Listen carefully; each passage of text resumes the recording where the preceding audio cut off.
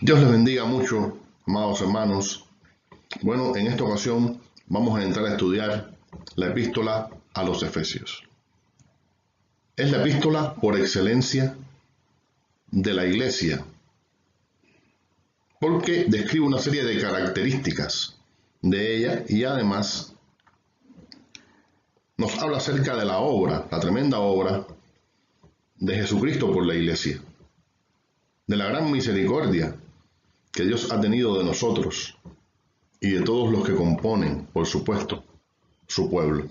Aquí podemos ver una imagen de esta ciudad, una gran ciudad, importante ciudad griega de Asia Menor, y podemos apreciar su bella arquitectura.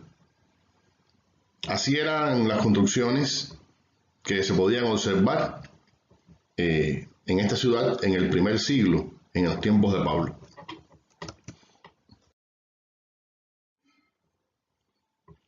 Era un puerto de importancia en la costa occidental de Asia Menor, situado cerca del actual Izmir.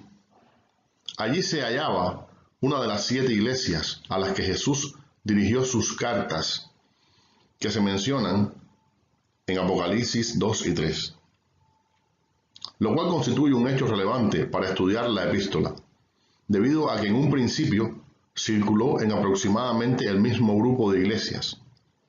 Aunque Pablo había estado antes en Éfeso, Hechos 18:21, comenzó su ministerio en aquella ciudad en el invierno del año 55 después de Cristo.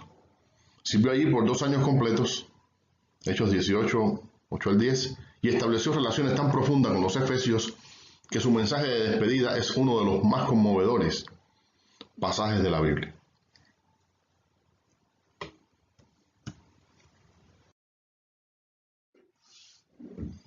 Bien, aquí podemos observar dónde está ubicada la ciudad de Éfeso.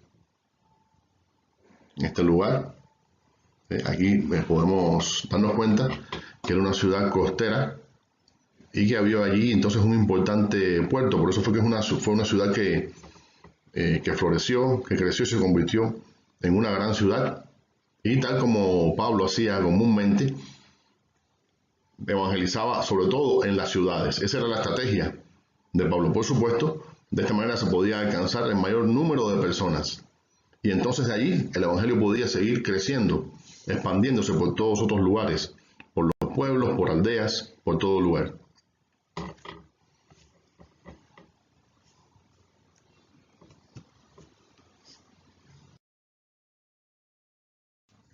Fecha de escritura de la epístola a los Efesios, 61-63 después de Cristo. Tema: los privilegios dados por Dios a la iglesia de Jesucristo y las características de esta. Propósito: Efesios es una carta de aliento. En ella Pablo describe la naturaleza y la apariencia de la iglesia y desafía a los creyentes a funcionar como un cuerpo vivo sobre la tierra. Por esa razón, la epístola a los Efesios no está relacionada directamente con problemas grandes, severos o serios que había dentro de ella. Seguramente no era una iglesia perfecta y habían asuntos que tratar y asuntos que arreglar. Pero esta iglesia particularmente en este momento no estaba presentando dificultades súper serias como las que sí se pueden apreciar en otras, las cuales el apóstol escribe con el objetivo de corregir asuntos y de reprender, en muchas ocasiones reprender muy fuertemente, amonestar duramente a los hermanos. Una de las más prominentes iglesias fue la de Éfeso, fundada en el 53 después de Cristo, cuando Pablo viajaba de regreso a casa en Jerusalén.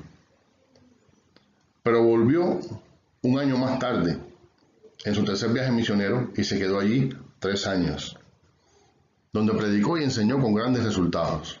Hechos 19, 9 al 20. En otro tiempo se encontró con los ancianos de Éfeso y envió a Timoteo para que sirviera como su líder. 1 Timoteo 1.3. Unos años más tarde enviaron a Pablo como misionero a Roma. Allí lo visitaron mensajeros de varias iglesias. Entre ellos estuvo Tíquico de Efeso. Pablo escribió esta carta y la envió con Tíquico, no para contrarrestar herejías ni enfrentar algún problema específico. Ya dijimos que era con el objetivo de edificar a la iglesia. Pero, sin dudas, hizo muy bien el apóstol, guiado por el Espíritu Santo, en echar los fundamentos, las bases de lo que constituye la iglesia, para que los hermanos pudieran entender con claridad o con mayor claridad las enseñanzas de Cristo y cuál era la verdadera doctrina cristiana al respecto. Recordemos que años después el apóstol debió enviar a Timoteo para pastorear las iglesias de este lugar, para ser como si fuera un presidente o superintendente de las iglesias, o realizar el trabajo de apostólico, ¿verdad?, encomendado por Pablo a él, ya que entraron muchos falsos maestros. Y tal y como lo dijo Pablo, muchos de los pastores, de los ancianos de las iglesias comenzaron a corromperse y a desviarse del verdadero camino de Jesucristo y a permitir pecados y una serie de cosas dentro de la iglesia. Y esto nos ayuda a poder entender cómo fue la evolución, cómo se desarrollaron las cosas y cómo fue decayendo espiritualmente esta iglesia o estas iglesias de la ciudad de Efeso y sus alrededores también. De modo que, como dijimos, Pablo esto lo vamos a ver más específicamente y más profundamente en la epístola primera y segunda a Timoteo. En esas epístolas debió enviar a uno de sus discípulos estrellas estelares, a Timoteo, con el objetivo de trabajar muy duro y muy fuerte para poder preservar la obra de Dios, la santidad de la iglesia, preservar la salvación de estos hermanos que habían sido ganados por él en una ciudad en la cual él trabajó mucho tiempo. Alrededor de 3 años estuvo trabajando en Efeso.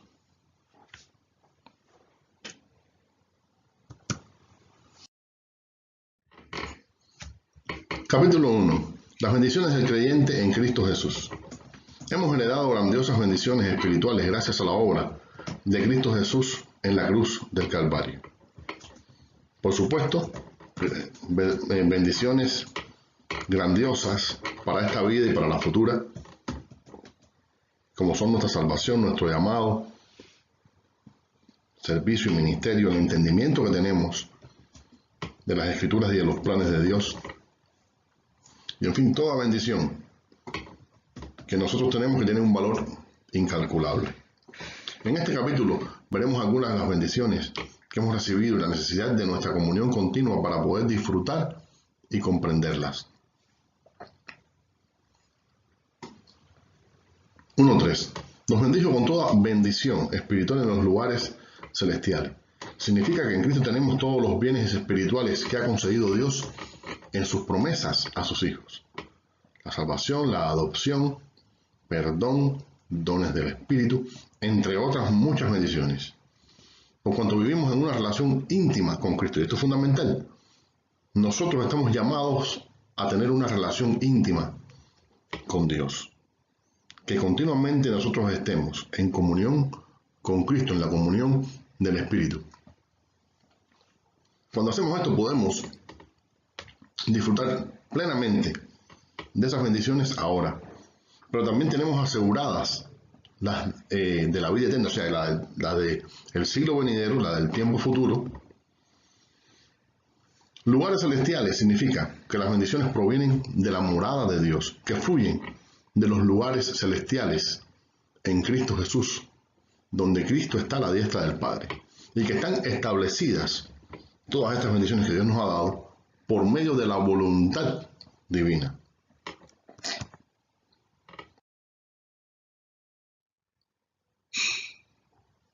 elegidos por Dios. Él nos escogió antes de la fundación del mundo para que fuésemos santos y sin mancha delante de Él. Versículo 4. No me elegisteis vosotros a mí, sino que yo os elegí a vosotros. Juan 15, 16. Escogió una iglesia que le ame y le sirva hasta su venida. La salvación viene de Dios. No somos salvos por méritos propios, sino por la gracia de Dios. No influimos tampoco en la decisión de Dios para salvación, por nada que hayamos hecho, ya que Él desea que todos los hombres sean salvos y ninguno se pierda, sino que todos procedan al arrepentimiento. Pero conoce de antemano quién responderá positivamente al Evangelio y quién no responderá. Y a estos que Él conoce, que ya conoció íntimamente con anterioridad, como dice la palabra en Romanos 8:28, a los que antes conoció también los predestinó. 8:29. Y a estos ha escogido. Por lo tanto, no hay lugar para creer que la salvación dependa de nosotros, ni lugar para el orgullo. Toda la gloria y toda la honra pertenecen a Dios. Dios nos escogió y al creer en Jesucristo nos considera como santos y sin pecado.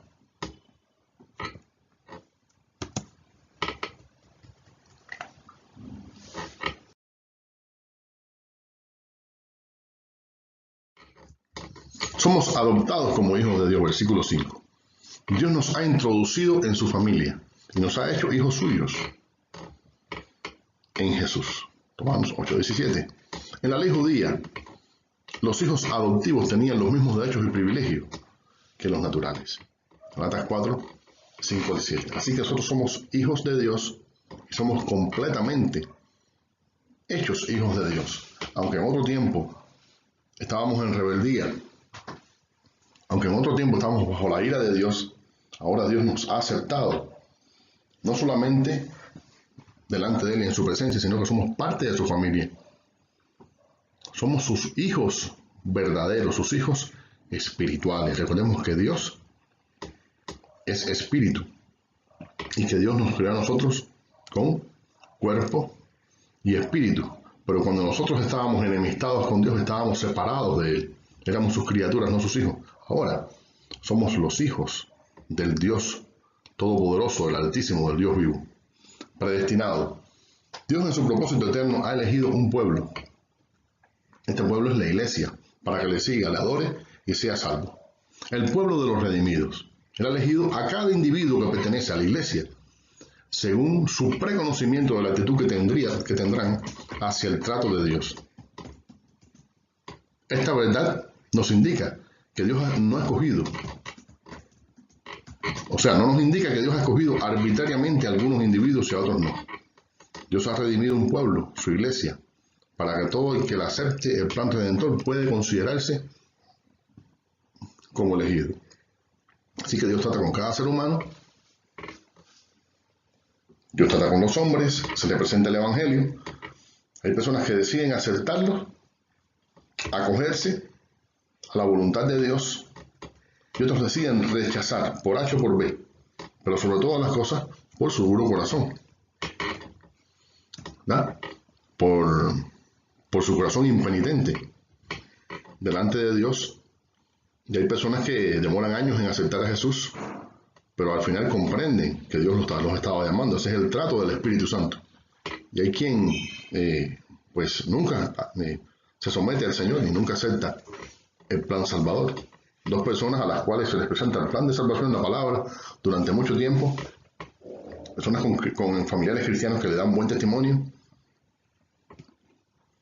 y pues nunca llegan a dar el paso. ¿Sí? Esta es la diferencia. O sea, Dios conoce esto de antemano y de esta manera ha preparado todo lo concerniente a la salvación del ser humano. Aceptos en el amado, versículo 6. Hemos sido aceptados por Él, por medio del sacrificio de Cristo en la cruz. Hemos sido aceptados por Dios como sus hijos y como justos. Y no por obra, sino por la gracia. Por esta razón es que podemos estar y entrar libremente en su presencia.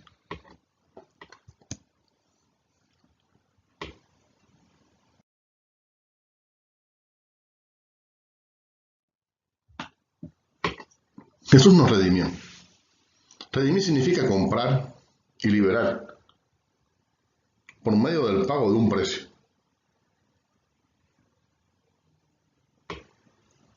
Redención era el precio pagado para obtener la libertad de un esclavo. O sea que hemos sido comprados por el Señor. O sea, nosotros le pertenecemos a Dios. La obra que hizo en la cruz, cuando nosotros aceptamos, cuando una persona acepta a Jesús en la cruz, a él se le aplica la obra de Cristo, la obra de la redención, la obra de la salvación. Mediante esta obra, Jesús nos compró para sí, por medio de su sacrificio, por medio de su cuerpo, y nosotros nos acogemos a esta realidad espiritual una vez que aceptamos a Jesús y nos sometemos a él. Así que ya no nos pertenecemos, le pertenecemos a él. Es cierto que Jesús nos ha liberado del pecado, de nuestra antigua vida y nuestra manera de vivir, y nos ha dado la libertad que tenemos en Cristo. Pero a la vez nosotros tenemos el deber de servirle a Él, de caminar con Él, de seguir su guianza, de hacer su voluntad. Tal y como estaba establecido desde el inicio de la creación, lo que pasa es que el hombre se ha rebelado contra Dios y podemos ver las consecuencias que ha traído esto. Así que nosotros tenemos que ir y volver al propósito original con que Dios nos creó, y es que nosotros siguiéramos su exacta voluntad. Jesús nos liberó de nuestra esclavitud al pecado por medio de su obra en la cruz del Calvario. Dios nos ha hecho entender su voluntad, versículos 9 al 11. Ahora entendemos las verdades eternas de Dios por medio de su Hijo, reveladas en su palabra.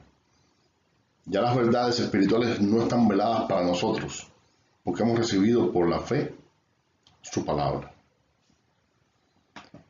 Hemos recibido el conocimiento de su voluntad para nosotros. Así que Dios ilumina nuestros ojos. Dios nos da entendimiento, nos da sabiduría para conocer su palabra. No importa que seamos en nuestro nivel cultural, aunque una persona sea analfabeta, cuando el Espíritu trata y revela la palabra de Dios a un ser humano, entonces comienza a entender que son para Él, que son verdad, que debe vivir por ellas. ¿Ok? Por eso es que decimos que Dios ha iluminado nuestro entendimiento y nos ha hecho entender su voluntad. El Espíritu Santo nos ha sellado, versículo 13. Es la marca de Dios, la que Dios nos ha puesto y que muestra al mundo que somos de Dios. Por cuanto el cristiano, una vez que se convierte, comienzan a ocurrir una serie de cambios en su vida, una serie de posturas en su vida, y gracias a eso podemos nosotros dar testimonio, ¿verdad? Además que es evidente que el Espíritu mora en nosotros, porque el Espíritu se manifiesta con los dones espirituales en nuestra vida, en nuestro ministerio, cuando nosotros ministramos. Y el Espíritu Santo nos usa como sus canales, como sus tuberías, para ministrar a otros.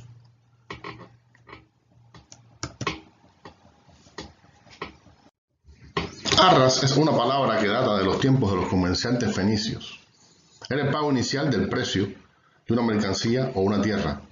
En tiempos antiguos, el anticipo era una proporción grande y muy comprometedora. Si el vendedor fallaba, tenía que devolver el doble más los intereses. Si el comprador no cumplía el negocio, perdía todo lo que había pagado. La presencia del Espíritu promete y garantiza que Dios completará su obra de redención cuando el creyente esté con Cristo.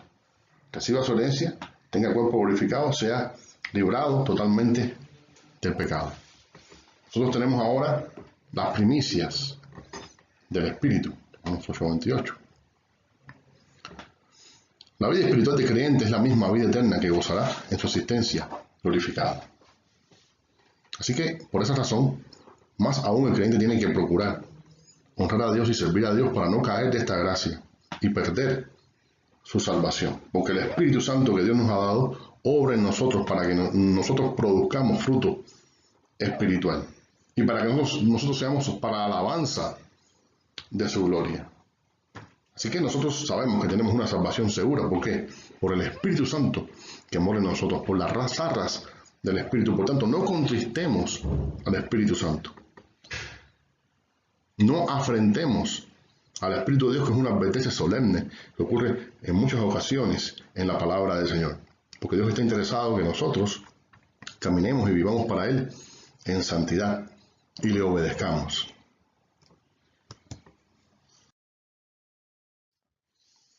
Motivos de oración. Pablo pedía discernimiento para los creyentes efesios, que su entendimiento fuera alumbrado, para que ellos pudieran comprender la grandeza de lo que habían recibido en Cristo Jesús, que ninguno se desvirtuara de aquellos que habían recibido, que ellos ampliaran su conocimiento y profundizaran en su caminar con Cristo, en su sabiduría acerca del Señor. Pedía porque todos, porque ellos entendieran el poder espiritual que habían recibido. Todos aquellos que hemos recibido nosotros, el Espíritu Santo que mora en nosotros y la relevancia de nuestra vida cristiana, las implicaciones eternas de cada una de nuestras acciones, para que entendieran la superioridad de la autoridad de Dios en el mundo espiritual. Versículo 20-23. Cristo ha puesto autoridad en sus discípulos para que puedan enfrentar el embate de las tinieblas y también para que puedan llevar su palabra y su evangelio hasta lo último de la tierra.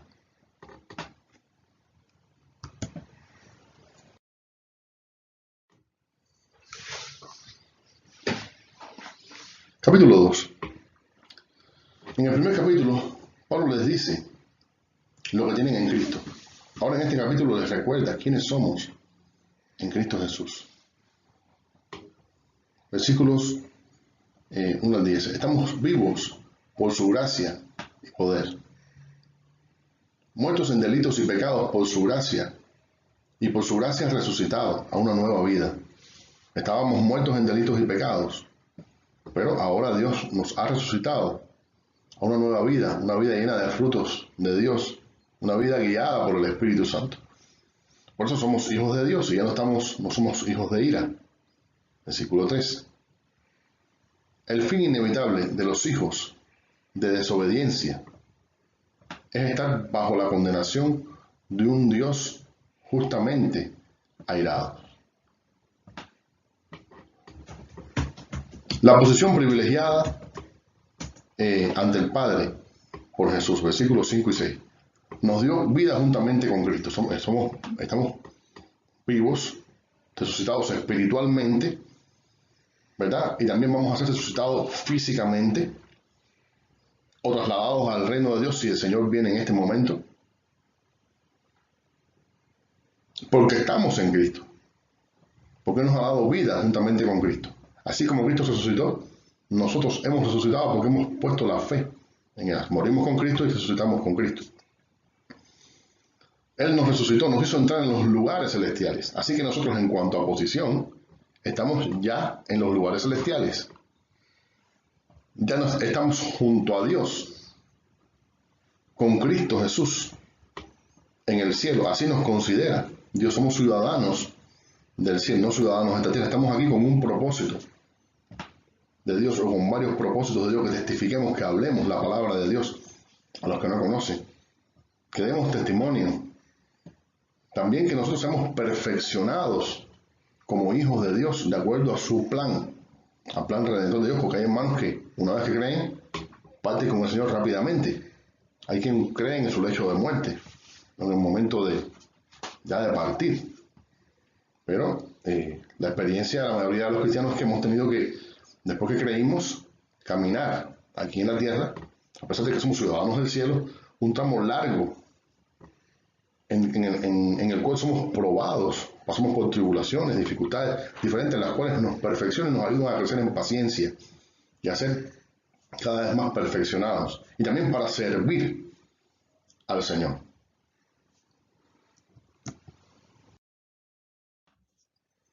Somos hechura suya. La palabra en el griego denota la obra de un artesano. O sea, Él nos ha conformado, nos ha hecho un diseño manufacturado, nos ha hecho a mano. poema hace énfasis, o sea, una palabra griega que habla acerca de hechura, de hacer. Viene del verbo griego hacer, o sea, el verbo griego que significa hacer, hace énfasis en Dios como diseñador, como maestro, en el universo como su creación, Romanos 1:20, y en el creyente redimido como una nueva creación. Así que Él nos ha recreado, nos ha puesto nuevamente en su propósito eterno, ya que antes estábamos alejados de la voluntad de Dios, ahora estamos acogidos a la voluntad de Dios, a su palabra que Él nos ha dado. Somos parte del pacto. Antes solo los judíos podían formar parte del pacto. Ahora a los gentiles se les da la posibilidad de acercarse a Dios. Y cuando decimos ahora nos referimos al tiempo en que se escribió la epístola, ¿verdad? Que fue poco tiempo después de la muerte y resurrección de Jesús, de la obra de la redención. Los creyentes habían sido salvados. Después que creyeron, poco tiempo después, Pablo le escribió esta epístola, ¿verdad?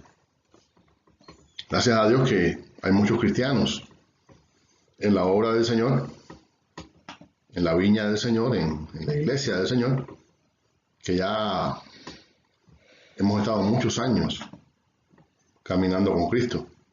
Pero hay otros que hace poco han creído, ¿verdad? Se supone que en los que llevan mucho tiempo, la obra del Espíritu les ha ido transformando y les ha ido perfeccionando. Pero lo mismo se puede ver, aunque en menor medida, en los que se convierten y llevan poco tiempo en el Evangelio. Porque la obra de santificación es progresiva. Pero ahora nosotros formamos parte del pacto de Dios, cosas que antiguamente no era posible antes de la muerte y resurrección y ascensión de Jesús. Ahora en Cristo somos partícipes de la gracia divina, ¿verdad? Del favor inmerecido de Dios, que Dios ha decidido por su inmenso amor otorgar a todos los seres humanos, sobre todo a aquellos, mayormente aquellos que han puesto su fe en Jesucristo, aunque la oportunidad está abierta para todos los que así lo deseen, ¿verdad? Todos los que se les presenta el Evangelio. La sangre del nuevo pacto colocó a los gentiles en el terreno de la esperanza. Antes no eran pueblo, estaban alejados y ahora son beneficiados por el sacrificio de nuestro Señor Jesucristo. Y la gran mayoría de los miembros de la iglesia, a través de toda la historia de la iglesia cristiana, son gentiles. Solo un pequeño por ciento son judíos. Y esto fue gracias al sacrificio del Señor, gracias a la obra de Jesucristo por nosotros, porque antiguamente estábamos alejados, no podíamos pertenecer al pueblo judío. Hace más de 2000 años, o casi 2000 años, cuando el Señor obró la redención de la humanidad. Pero gracias al Señor, millones de nosotros que no pertenecíamos al pueblo judío, estamos en pacto, hemos estado, ¿no? Refiriéndonos a nuestros antepasados espirituales, ¿verdad? Los creyentes que han sido antes que nosotros en siglos pasados. Han entrado y hemos entrado nosotros también en pacto con el Señor. Somos de la familia de Dios. Versículo 19. No somos extranjeros ni advenedizos. No somos de otro país, no somos de otro lugar. No somos personas sin derechos. No somos unos aventureros. Somos parte de la familia de Dios. No somos una persona, gente sin hogar, sin herencia, sino que pertenecemos al Señor y pertenecemos a la familia de nuestro Padre Celestial. Capítulo 3, 3 del 1 al 7. Comienza dando una explicación acerca del misterio y de su misión para alcanzar a los gentiles, que han sido llamados por Dios como coherederos del pacto de salvación, juntamente con el pueblo judío. El apóstol Pablo, en varias de sus epístolas, desarrolla el tema de su propio ministerio y de su misión. Ya nosotros pudimos observar que en la epístola a los Gálatas, él tiene que defender su ministerio por las razones que ya fueron explicadas, pero que nos revela una serie de aspectos de la misión del apóstol Pablo.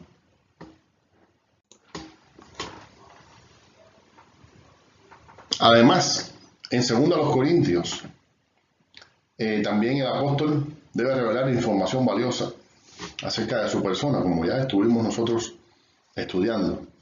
Pero sabemos que el Señor llamó al apóstol con el objetivo de que él llevara a cabo su ministerio entre los gentiles y que ganara a los gentiles para Cristo. A los gentiles se había dado la posibilidad de que formaran parte del pueblo de Dios. No solamente que se les dio la posibilidad, sino que era el deseo, el anhelo de Dios que ellos creyeran y pusieran toda su fe en Él a través del sacrificio del Señor Jesucristo. Y Pablo fue enviado con el objetivo de que él fuera el apóstol de los gentiles, que llevara el evangelio lleno del poder de Dios a estos que en otro tiempo no tenían ninguna posibilidad de entrar en pacto con Dios, recibir salvación y ser coherederos juntamente con Cristo de Dios, juntamente con el pueblo judío, con todos los judíos que aceptaran a Jesús como Salvador. Versículo 8, las inescrutables riquezas misteriosas, la manera tan múltiple en que Dios administra su gracia y sus secretos, sus misterios, porque en el Antiguo Testamento no fue totalmente revelado lo tocante a la obra de Cristo, sobre todo respecto a los gentiles. Para los judíos fue una sorpresa todo lo que tenía que ver con la obra de Jesús. Ellos estaban esperando una persona diferente, que obrara de forma diferente. Y a pesar de que Jesús les dio múltiples pruebas escriturales basadas en la palabra de que él era el Mesías, lo rechazaron. Tampoco entendieron que los gentiles podían entrar en pacto con Dios. Lo veían como algo totalmente abominable, asqueroso, aborrecible.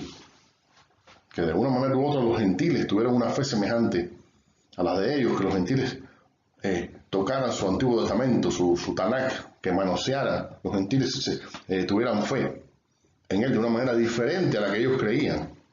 ¿Okay? Porque fue algo que no fue revelado totalmente, aunque estaba presente, ¿verdad? Recordemos que el mismo Pablo, Pedro, Apolos, el mismo Jesucristo demostraba con la Escritura que Jesús era el Cristo, ¿verdad? Y el Señor mismo dejó boquiabiertos a muchas personas dándole pruebas acerca de que Él era el Mesías. Y estaba claro. Lo que pasa es que ellos tenían un entendimiento diferente, una interpretación diferente, inapropiada de lo que es la palabra de Dios, porque la habían tergiversado. Y por eso muchos de ellos y aún permanecen hoy entenebrecidos, sin entendimiento. Para ellos era un misterio todo lo tocante a Cristo y sobre todo el aspecto de la entrada a los gentiles a la salvación.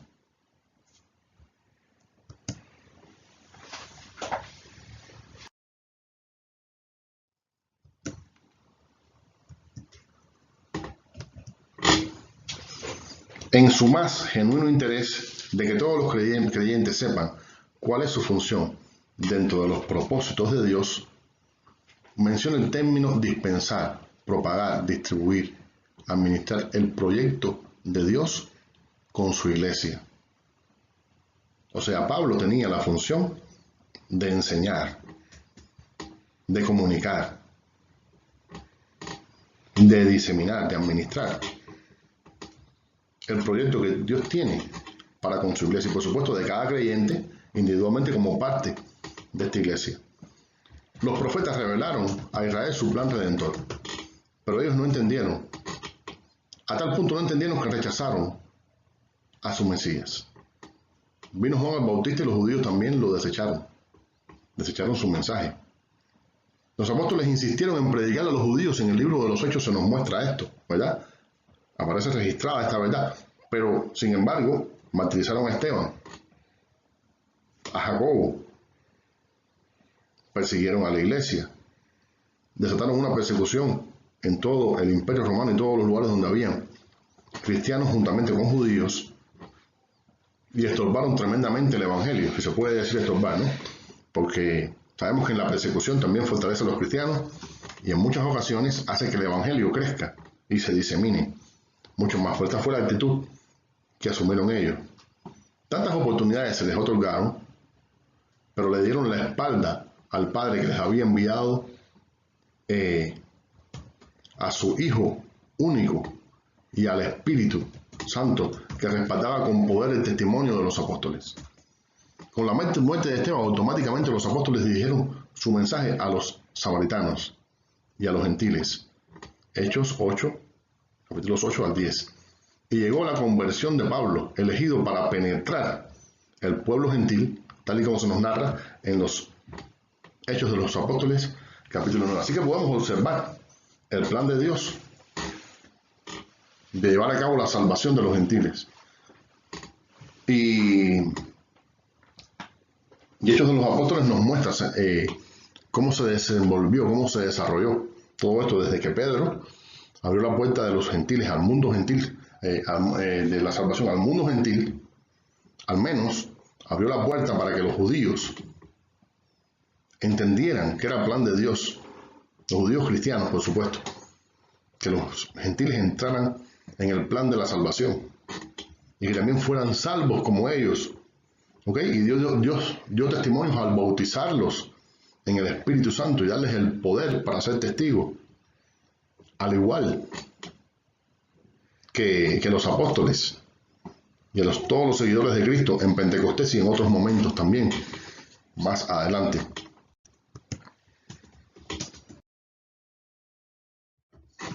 Versículo 10. La multiforme gracia de Dios. Polopoukilos, de polus, mucho, y poikilos, variado. O sea, podría traducirse de muchos colores, pero en realidad significa de muchas maneras, ¿verdad? Su significado es de muchas maneras, de muchos modos, multiforme. La palabra denota a un Dios multifacético, que interviene en su pueblo y a través de su pueblo, con una rica sabiduría multicolor, plena de matices. Tiene muchas maneras de manifestarse, de obrar, de comunicar su palabra, de llamar a las personas, de usar a las personas, de dotar a las personas, de llegar a ellas. Así que es importante que nosotros estemos atentos que Dios, su gracia es multiforme y Él administra los asuntos de su obra de manera variada. Así que estemos atentos y juzguemos de acuerdo a lo que la palabra de Dios enseña. Pero no juzguemos de acuerdo a nuestros patrones humanos, ¿verdad? Porque pudiéramos encontrarnos en cierto momento oponiéndonos a cosas que Dios desea. Versículo 14-21, oración del apóstol. Para que la iglesia sea llena del poder del Espíritu, versículo 16. Para que crezcan en amor, sean cimentados en amor. Todas estas cosas Pablo oraba por la iglesia, pedía que ellos fueran llenos del poder, que crecieran en amor, para que crezcan en su capacidad de comprensión de las bendiciones espirituales. Fíjese, son una serie de puntos que son fundamentales para la vida personal, espiritual y para la vida comunitaria de la iglesia, la vida de servicio también.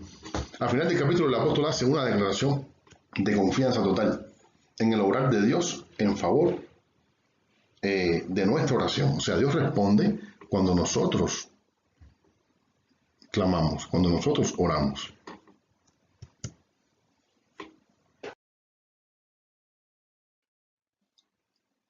Capítulo 4.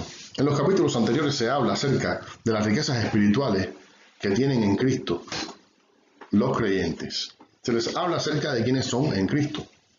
Pero ahora en este capítulo vemos cómo se les reta a un escenario práctico, a vivir de acuerdo a lo que han recibido.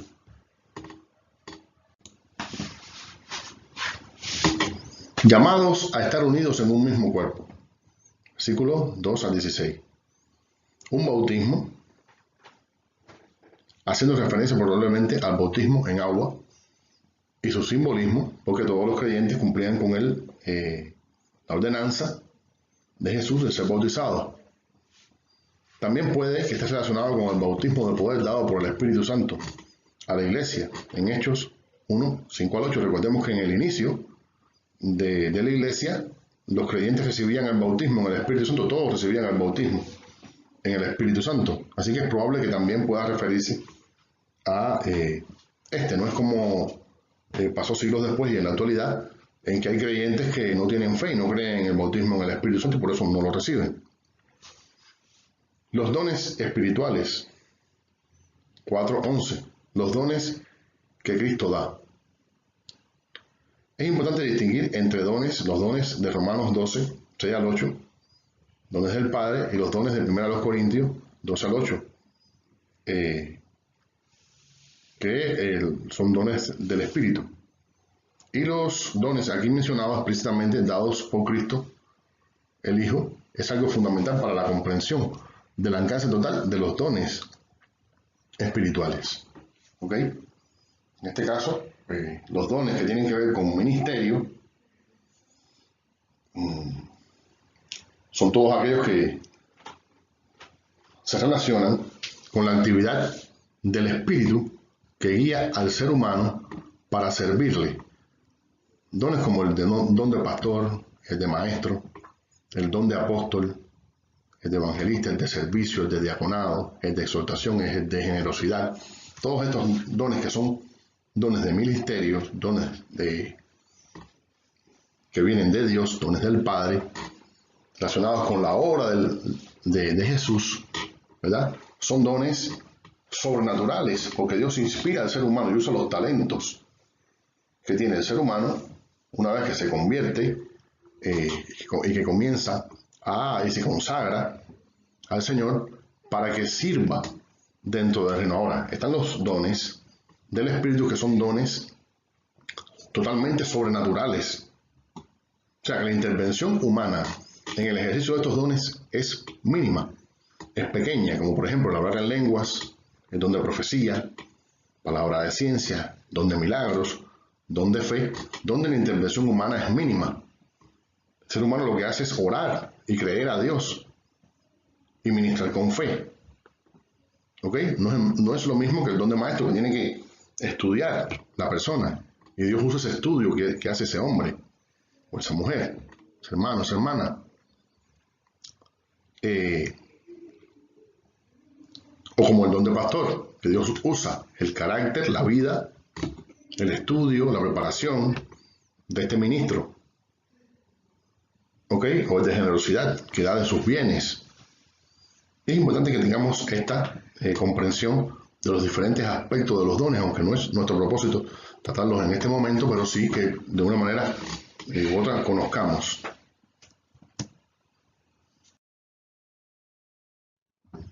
Es decir, que una opinión correcta, ortodoxa, es que Cristo descendió a las profundidades de la tierra para trasladar a la morada celestial a los justos que antes de él murieron, y murieron como justos, ¿verdad? Murieron en Cristo. O esperando, no en Cristo, pero sí, murieron esperando en Cristo, ¿verdad?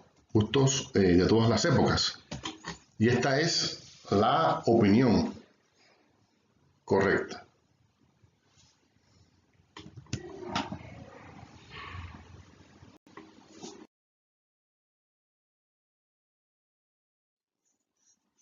Versículos 12 al 16. Acá se hace notar la necesidad de que la iglesia tiene que alimentarse espiritualmente y tiene necesidad de ser alimentada espiritualmente por los ministerios que le han sido concedidos. Instruirlos para que sirvan, para que ganen a otros, y en la medida que todos estos aspectos confluyen en el cuerpo, va creciendo. La iglesia necesita que sus miembros crezcan en madurez, dejando atrás las carnalidades. Necesita un alimento espiritual bien administrado por el ministerio de pastores y maestros, que los encaucen hacia la verdad y que se puedan multiplicar hasta cumplir así la gran comisión. Hasta que todos lleguemos a la unidad de la fe y el conocimiento del Hijo de Dios, a un varón perfecto a la medida de la estatura de la plenitud de Cristo, para que ya no seamos niños fluctuantes llevados por doquiera de todo viento de doctrina. Por estratagema de hombres que para engañar emplean con astucia las artimañas del error. O sea, fíjese el peligro que veía Pablo. Él decía que los falsos maestros tenían argumentos y tenían toda una serie de artimañas para poder engañar a los creyentes. Y que por tanto,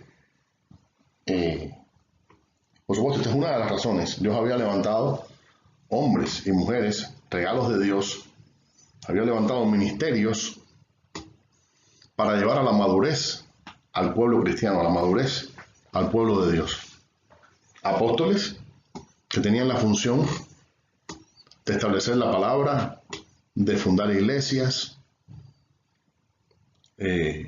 ¿verdad? De establecer los ministerios, de formar los ministerios. Eran los líderes que supervisaban a las iglesias, a los pastores, a la obra de Dios en general, y alimentaban también a la grey. Ahora, los pastores son los líderes locales, los líderes de las iglesias locales. Los pastores también enseñaban en sus congregaciones, aunque había maestros, además de los pastores, que se dedicaban a la enseñanza. Los otros eran los profetas, que tenían el deber de dar palabra. No era un don de liderazgo como tal, pero sí tenían un papel muy importante en la formación de los creyentes, ya que traían palabra de Dios para aspectos, problemas específicos. ¿Ok? Cuando Dios les hablaba, por supuesto.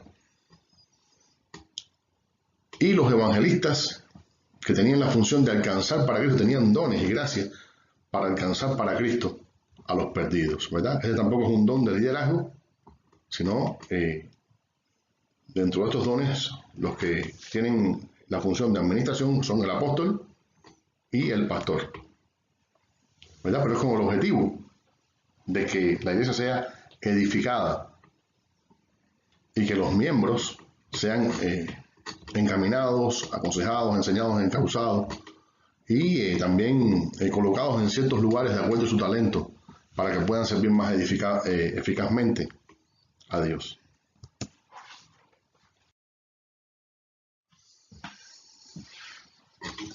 Llamados a vivir distinguiéndonos del mundo.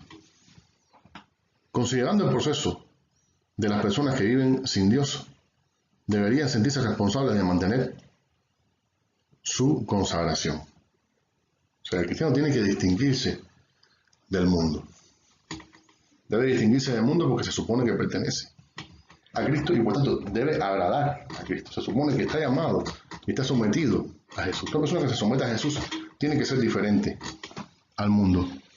No ser diferente por serlo como tal, sino que en sí mismo el creyente en quien mora Jesús no vive la vida, no vive de la manera en que los que no conocen al Señor viven, porque ellos están alejados de Dios y no entienden y no conocen al Señor, no conocen al Señor Jesucristo. Su comportamiento es un comportamiento mundano, pecaminoso, alejado de los caminos santos de Dios. Tienen que convertirse los creyentes en imitadores de Cristo, o sea, caminar y andar en las pisadas del Maestro. Imitar al Señor en todos los aspectos de su vida. Además, ser enseñables. ¿Enseñables por quién? ¿O por quiénes? Por los dones que Cristo ha levantado dentro de la iglesia para edificar a la iglesia. Retados por una renovación total en cuanto a la pasada manera de vivir. Los creyentes deben procurar renovar toda su mente, toda su vida diariamente y dejar atrás todo su pasado pecaminoso y todo aquello que le pueda dejar de Jesucristo.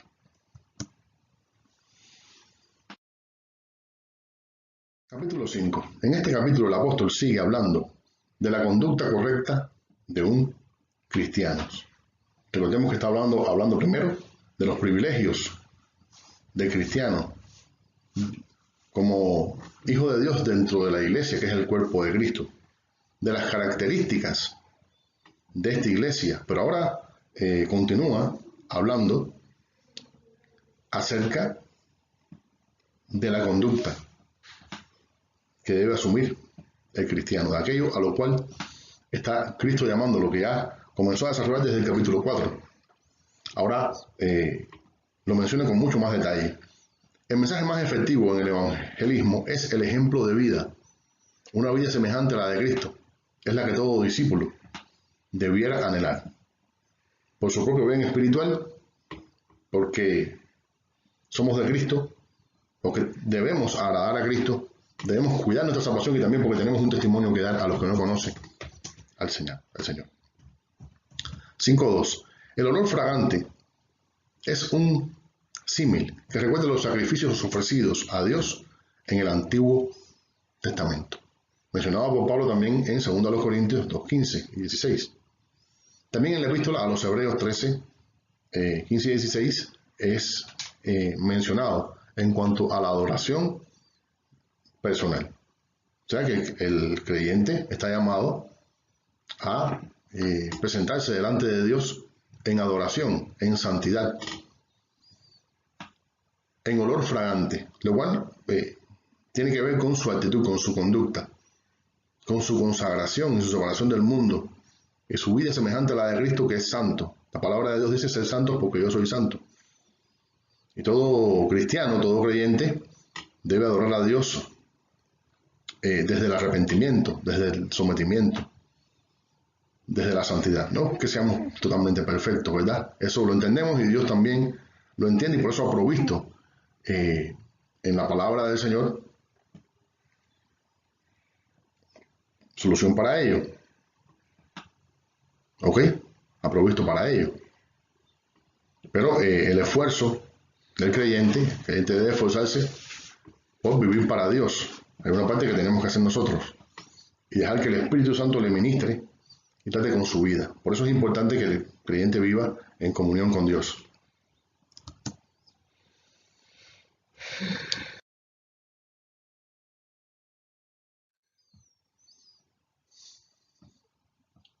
Es importante desviarse, apartarse de cualquier impureza de lenguaje o conducta que sea impura o que sean impuras, porque ello contradice a nuestra profesión en Cristo Jesús, nuestra profesión de fe en Cristo Jesús, ¿verdad? Un creyente que vive en impureza, que tiene un lenguaje vulgar, soez, grosero, sucio, inapropiado, una conducta que no está de acorde con el Evangelio, una conducta impura en cuanto a cualquier aspecto, sea en el aspecto sexual, en cuanto a su ego, en cuanto a las posesiones materiales, en cuanto a la veracidad que se espera de todo cristiano. Eso contradice que se llame cristiano. Así que tenemos que procurar apartarnos y perfeccionarnos en Cristo Jesús. Proceder también entonces cautelosamente es un hábito bueno para mantenerse alejado del mal. Analizarlo todo, examinarlo todo, examinarnos a nosotros mismos y trabajar en nuestra salvación con todo temor. Administrar bien el tiempo. Esto nos concederá el beneficio de saber aprovechar bien la vida que el Señor nos ha dado. Porque lo cierto es que ser cristiano también implica organizarnos bien. Implica que nosotros usemos eficientemente el tiempo que Dios nos ha dado. Eso es ser cristiano, porque un cristiano que no se organiza bien en su vida personal, que no administra bien su tiempo, entonces ¿cuándo ora? ¿Cuándo va a orar? ¿Cuándo va a tener su tiempo de comunión? ¿Cuándo va a tener su tiempo para leer la palabra? Su tiempo de servicio. Si la vida de un cristiano X es desordenada en cuanto a este aspecto, pues va a tener muchos fracasos espirituales, ¿verdad? Porque va a darle lugar en muchas ocasiones a lo que es secundario y no a lo de vital importancia. Aquello que el Señor reclama de nosotros y que debe ser número uno, ¿verdad? Esa es la palabra. Busca primeramente el reino de Dios y su justicia. También nos dice que andemos sabiamente en todas las cosas, en todo momento.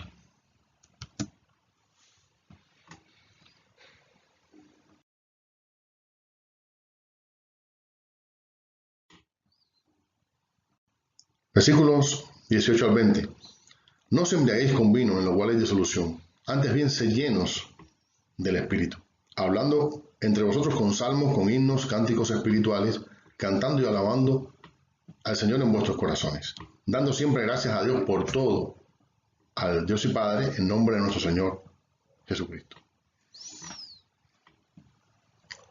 Nuestra vida debe ser una vida llena de la adoración a Dios. Ese es nuestro estilo de vida. Un estilo de vida en que esté presente la búsqueda de Dios y el agradecimiento. Fíjense que no es que sea una actividad, sino que sea un estilo de vida, que sea todo nuestro día, nuestro andar diario. Ser llenos en griego es una expresión de continuidad, de cotidianidad. Es mantenerse lleno, siendo llenos del Espíritu. Y aquí se nos ordena, es una orden, sed llenos del Espíritu. Y lo contrasta con la embriaguez, que también tiene que ver con la glotonería y con un espíritu festivo, mundano, con un espíritu de exceso mundano que desagrada a Dios, ¿verdad? Una vida disoluta, una vida sin orden, una vida de pecaminosidad. Lo pone como ejemplo aquí, ¿verdad?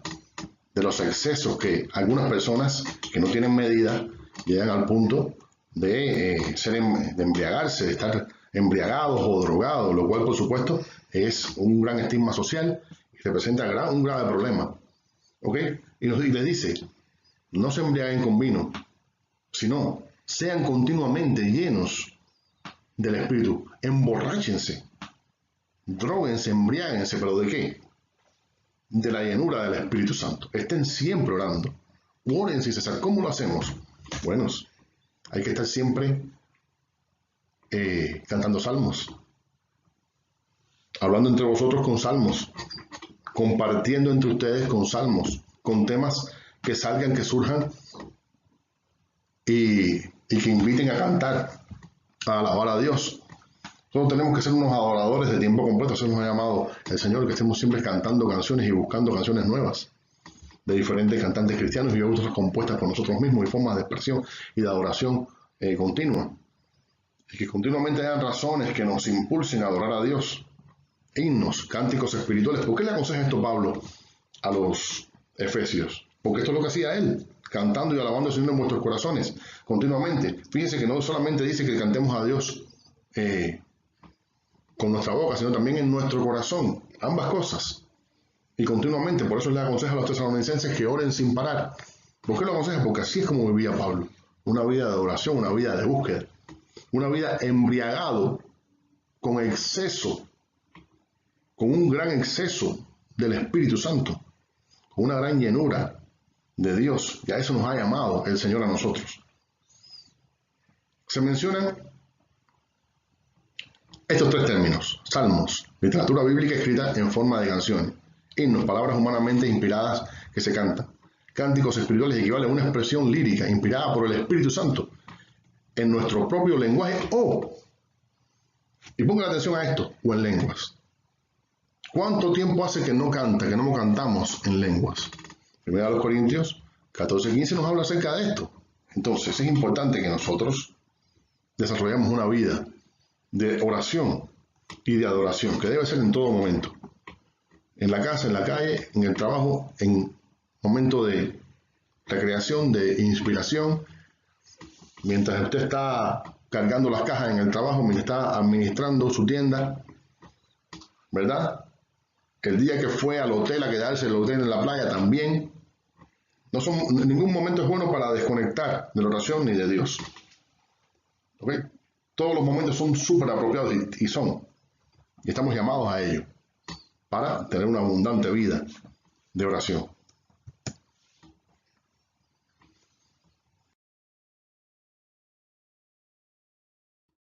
Paso a partir del versículo 20 en lo adelante, hasta gran parte del capítulo 6, a hablar de la armonía en las relaciones familiares, comparándolas con la relación de Cristo con su iglesia.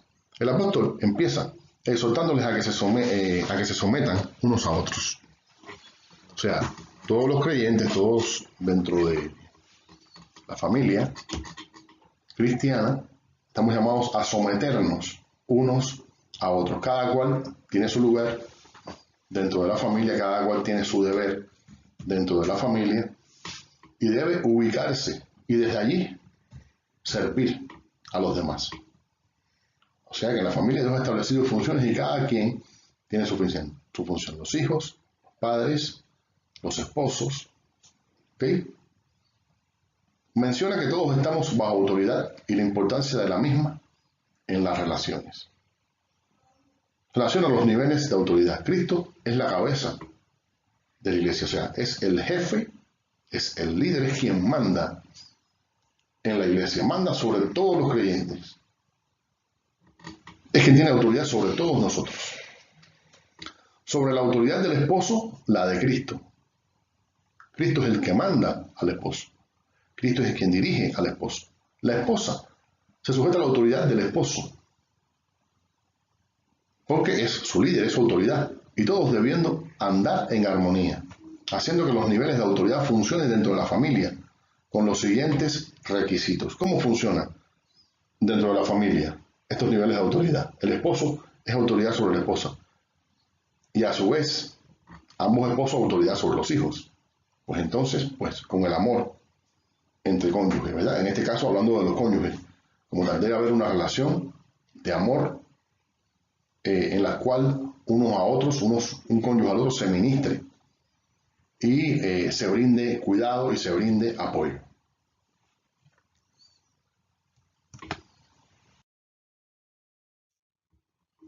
Esta relación de una sola carne debe existir en toda pareja cristiana.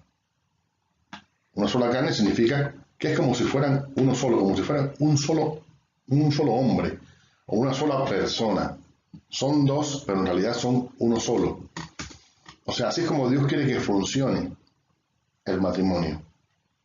Como si fuera una sola persona, ¿verdad? Esto es en sentido figurado.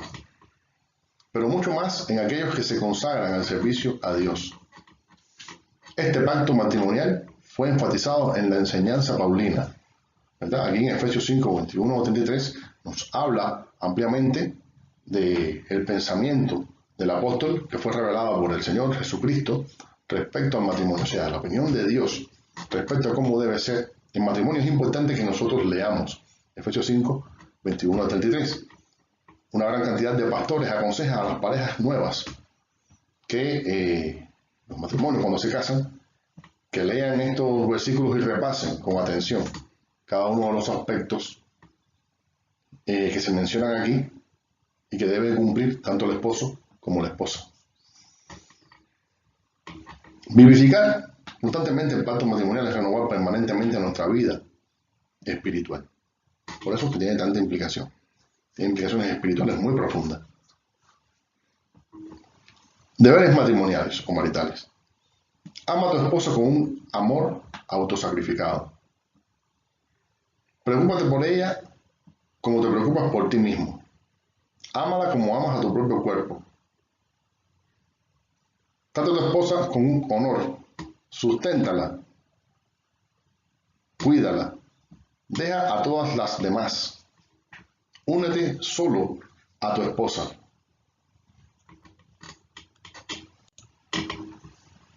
Fíjese que todos estos son consejos que están implícitos en todo estas declaraciones de Pablo respecto al matrimonio. Así que es fundamental que hagamos esto no solamente del esposo hacia la esposa, sino también de la esposa al esposo, que está llamada a amar a su esposo, ¿verdad? Y el esposo también a su esposa como Cristo amó a la iglesia. A la esposa en la Biblia no la coloca debajo del hombre, sino a su lado, para que respete la autoridad que a él Dios le ha concedido. Pero el hombre se le exige que ejerza esa autoridad conforme al corazón de Dios para con su esposo y familia, para que sea digno de ser honrado y respetado. ¿Por qué? Porque cuida a su familia, porque ama a su familia, porque sustenta a su familia, porque lleva a Cristo a su familia, porque aconseja a su familia. Capítulo 6, 1 al 4. La enseñanza de los padres a los hijos debe ser permanente y fundamentada en los principios inmutables de la palabra de Dios. Ciertas directrices en la crianza de los hijos. Espiritual, o sea, salvación y comunión. Los padres deben ministrar a los hijos espiritualmente en cuanto a la salvación y aconsejarles que tengan comunión con Dios. Pero es fundamental que los padres den ejemplo de una persona que camina con Cristo y que tiene comunión con Dios. Personalidad, carácter cristiano, madurez y consagración. Familiar, relación afectiva en el hogar. Los hijos necesitan sentir que en el hogar se les quiere, se les ama, que los padres se aman mutuamente y que los padres sienten profundo amor por sus hijos. Intelectual, que tiene también que ver con la superación personal, con el aspecto de que se preparen para la vida, que tengan estudios seculares. Profesional, que pudiéramos decir profesional o de oficio, la selección de una profesión correcta en la vida o de un oficio con el cual puedan ellos sustentarse, autosustentarse, porque toda persona, todo hijo necesita que sus padres les ayuden, colaboren, para que puedan ganarse la vida y puedan entonces servir a Dios y servir, autosustentarse, servir a Dios y servir a los demás, servir a los pobres, a los necesitados. Sexual. Conocimiento bíblico, santo y equilibrado acerca de las relaciones sexuales. Social, relación respetuosa hacia el prójimo. O sea que los padres tienen el deber de ejercer todas estas funciones y colaborar con la enseñanza de sus hijos, formación de sus hijos en todos estos aspectos, para que ellos sientan que tienen un hogar que es una bendición y es un oasis para ellos, un hogar en el cual se les ha brindado todo lo que necesitan, se les ha suplido las necesidades y además se les ha formado para la vida.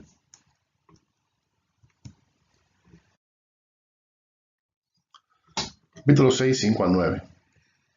Autoridad en los diferentes niveles sociales. Entre siervos y señores. El cristiano en este mundo debe comportarse todo el tiempo en cualquier terreno o posición en la que se encuentre sirviendo a Cristo, incluso si se diera el caso de que la persona delante de quien está no fuera cristiano. Y por supuesto el apóstol Pablo está tratando el tema de la esclavitud, porque en su tiempo había muchas personas esclavas. ¿Ok? Recordemos que hace poco más de un siglo la esclavitud era una institución en gran parte del mundo y que aún hoy, lamentablemente, a pesar de que la humanidad ha legislado este asunto en muchas ocasiones y en la ONU se ha declarado de que la esclavitud va en contra de los derechos del ser humano, ¿verdad?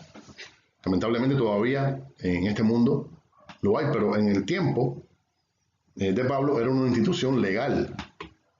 Existía la esclavitud. Pablo aconseja a los que están bajo el yugo de esclavitud que se convierten cristianamente, aunque sean esclavos de personas no cristianas, ¿verdad? Porque su ejemplo, el ejemplo del Señor, del cristiano que sigue al Señor, puede provocar, lograr que su amo se convierta. Este es el consejo que da Pablo a los esclavos. Que bueno, damos gracias a Dios que ya en la actualidad, gracias sobre todo a la influencia del Evangelio, a la influencia en el mundo del cristianismo, pues, como dije, en gran parte del mundo es un delito de esclavitud, aunque lamentablemente todavía es algo contra lo cual hay que luchar mucho, orar mucho por ello.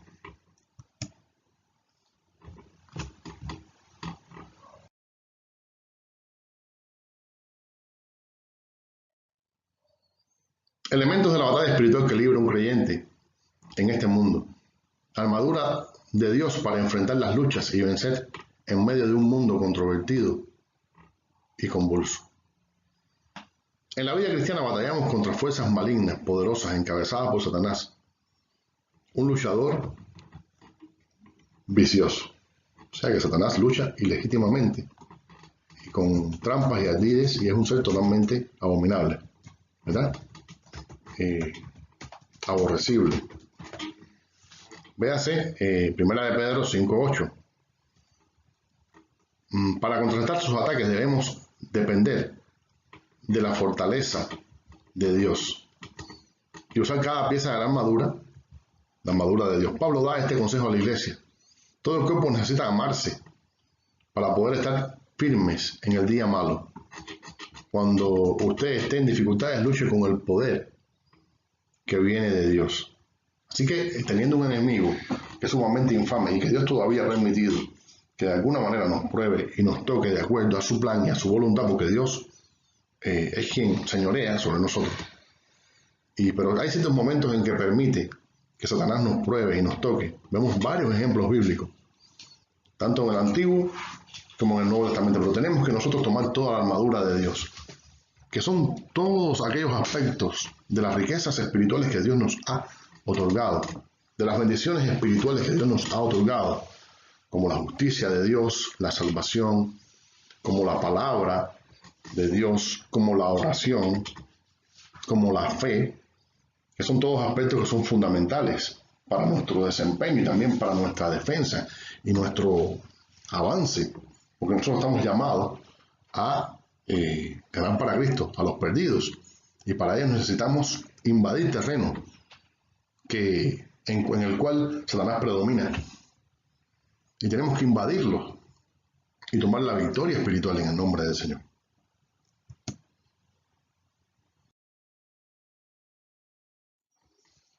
La imagen de la armadura de un soldado del siglo I nos da la idea de que estamos activamente en una batalla sin tregua, siempre alertas. Es casi el mensaje que nos grita este escrito del apóstol. Y fíjese cómo era tanto la vestimenta como el armamento, la armadura de un soldado romano de la época, ¿no? Era el soldado por excelencia, ¿verdad? Porque era los que habían dominado el mundo entero, o por lo menos gran parte del mundo, en el Imperio Romano. Así que este era el soldado, podemos decir, modelo de la época, un soldado romano.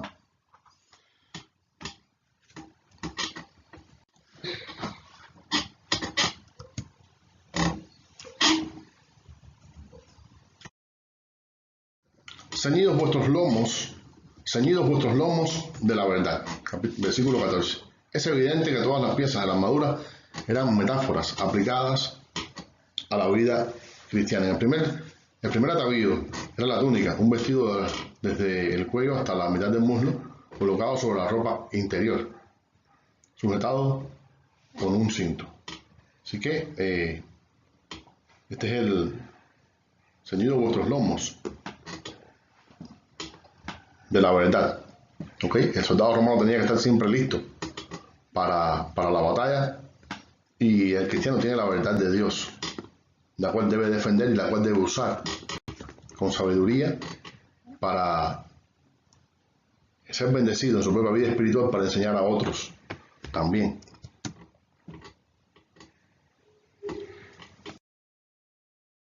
Vestidos con la coraza de justicia, versículo 14, colocada sobre la anterior,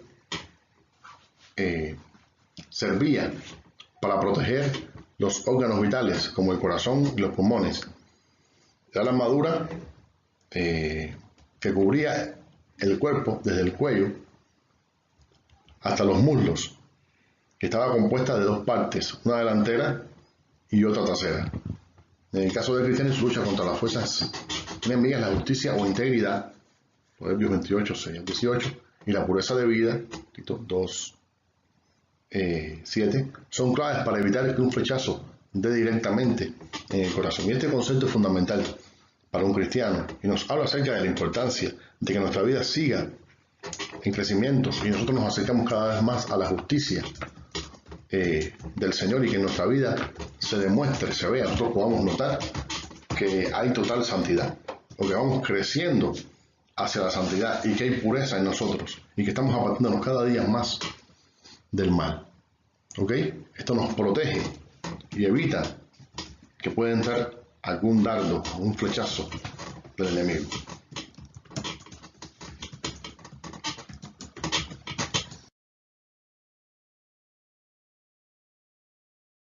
Calzados los pies con el apresto del Evangelio de la paz. Las sandalias del soldado romano eran livianas y cubrían casi toda la mitad de la pierna. La suela estaba reforzada con topes. En un sentido, los pies de cristianos recubiertos del Evangelio nos recuerdan el Evangelio, que el Evangelio es el sustento sobre el cual estén en pie cristianos, que evitaban que resbale en la batalla, la de Pedro 3, 16, y además hay que llevarlo a todo lugar con nosotros, ¿verdad? Esa verdad de la palabra de Dios del Evangelio, que también nosotros debemos usar para ir a comunicar la palabra de Dios a otros.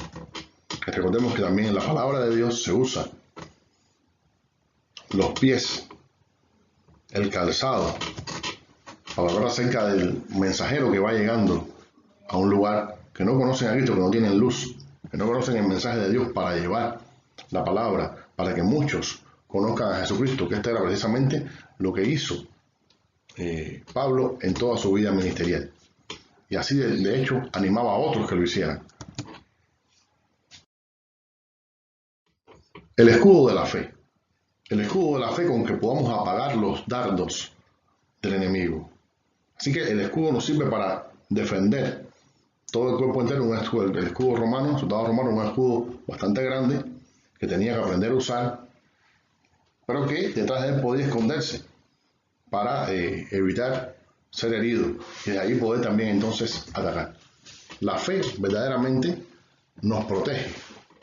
La fe es un escudo alrededor de nosotros porque con la fe nosotros descansamos en el Señor y creemos que Él es suficiente para guardarnos. Por medio de la fe nosotros podemos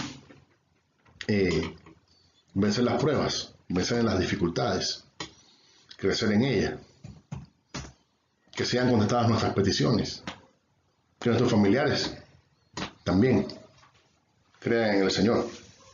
¿Ok? Evitar todo tipo de conflictos y salir victorioso en medio de ellos. El yelmo de la salvación. Si los dardos del enemigo daban el escudo, con seguridad se apagaban y caían. Para lograr el éxito entonces había que apuntar la cabeza, el casco o yelmo, que en su aspecto exterior era sobrio pero bonito por las diferentes crestas. Tenía como función principal resguardar la cabeza y la nuca. Así que, como este yelmo, la salvación que Cristo nos ha dado y a través de la cual ha hecho morar el Espíritu Santo en nosotros, protege nuestra vida, nuestra cabeza de poder recibir ataques de Satanás dirigido a la concupiscencia, a la carne del cristiano, ¿verdad?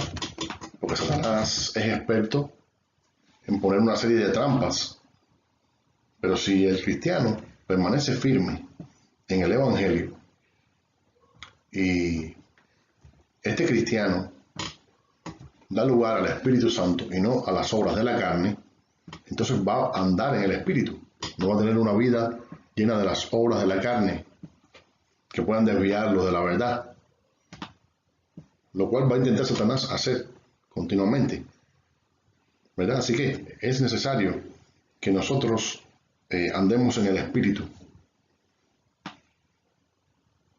el Espíritu que nos ha sido dado, con el cual nosotros hemos sido sellados, que nos ha regenerado y que está con nosotros y mora en nosotros.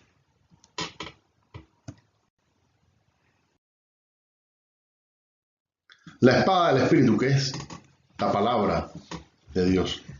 Todos los recursos anteriores son decididamente defensivos, pero este es tanto defensivo como ofensivo.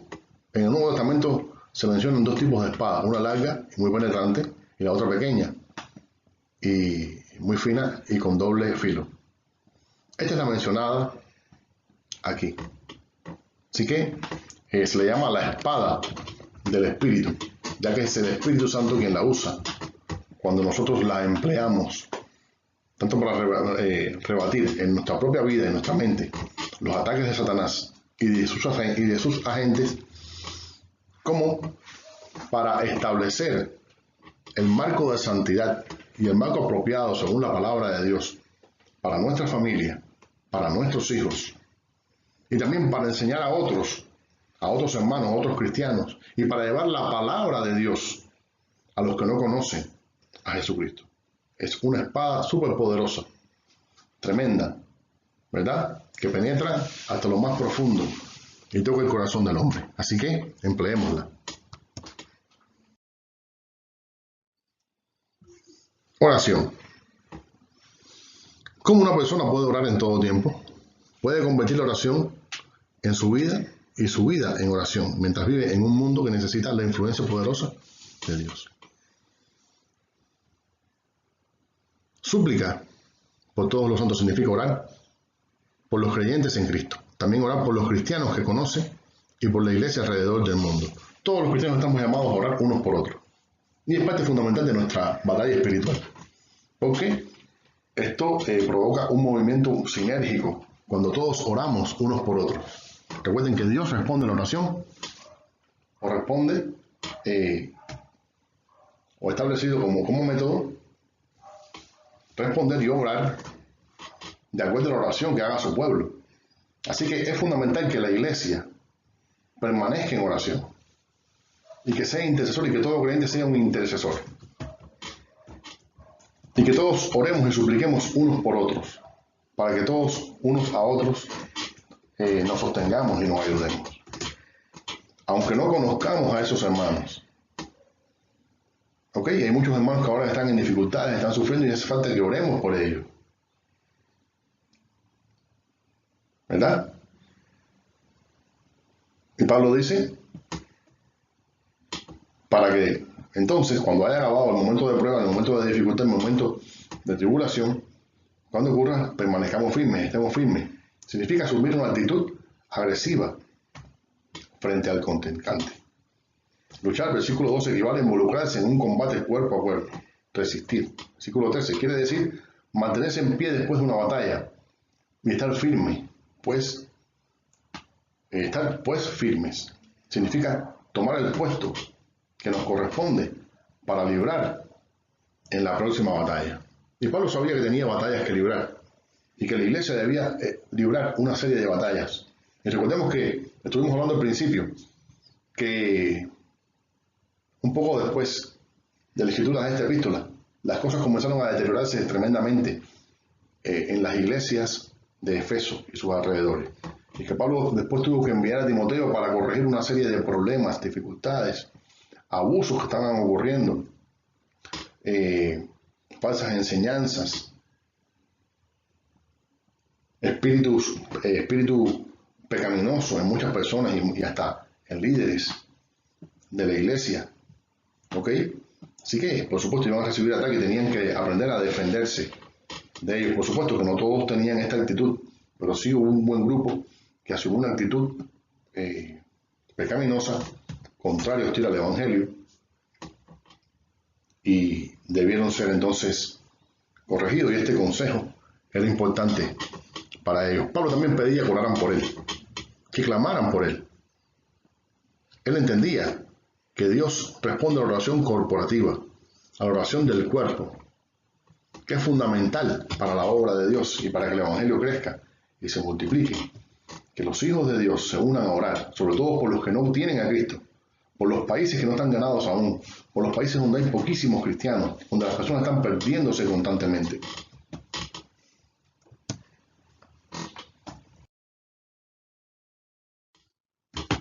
Dice Pablo, y por mí, a fin de que al abrir mi boca me sea dada palabra para dar a conocer con denuedo el misterio del Evangelio, por el cual soy embajador en cadena, que con denuedo hable de él como debo hablar.